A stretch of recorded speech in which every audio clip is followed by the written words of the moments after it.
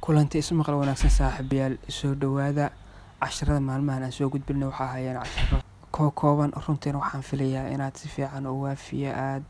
uga faa'iideysateen marka haddana casharka dhamaan ku sii soconnaa si gudagalaynaa syndromes protases short sentences jumlada gaagaaban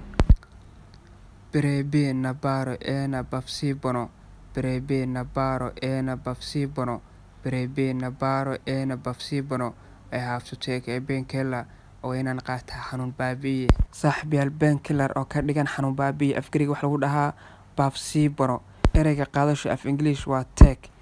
Greek wuxuu noqonayaa baro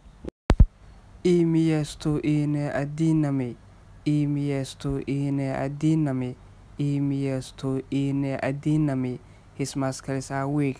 muruqyadiisu waa daciifsan yihiin saaxiibayaal kelmadda ah daciif English wuxuu noqonaysaa weak Greek wuxuu noqonaysaa adinamos sidoo kale muruqaha kale English waxa lagu dhahaa muscles Greek wuxuu noqonaysaa mies o eras etan polydinatos o eras etan polydinatos o eras etan polydinatos the wind was very strong dabayshu waxay mid aad u xoog badan saaxiibayaal dabaysha af Greek waxa lagu dhahaa eras baa lagu dhahaa strong wax xoog badan oo Englishka strong lagu dhahana af Greek wax noqonaysaa dinatos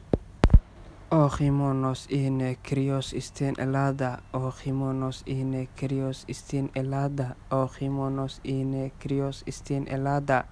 winter is cold in Greece xilliga jiidaalka waa qabow Greega saaxiibayaal jiidaalka waa garanaysaan waqtiyada cimilada u qaybsanto mid ka mid ah af Greek waxa lagu dhahaa khimonos baa lagu dhahaa English ahaana waxay noqonaysaa winter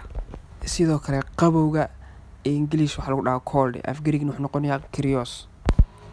o furnos in akumi sestos o furnos in akumi sestos o furnos in akumi sestos the oven is still hot fornadu wali waa kulushahay saaxiibayaal forn oo meelaha maarta rootiga ama khubska lagu dubo English waxa noqonaysaa oven Greekna waxa waa furnos sidoo kale kulaylka af Greek waxa lagu dhahaa sesto ama sestos English wuxuu noqonayaa hot saaxiibayaal casharkana maanta intaas ku egyahay waana xaaji Yuusufa waxaan idin leeyahay marna guusha ka raja dhignina like iyo subscribe inaan isku saacidnina waan ka rajeynayaa salaamka kaga taga assalaamu calaykum waraxmatullaahi tacaala wabarakaatuh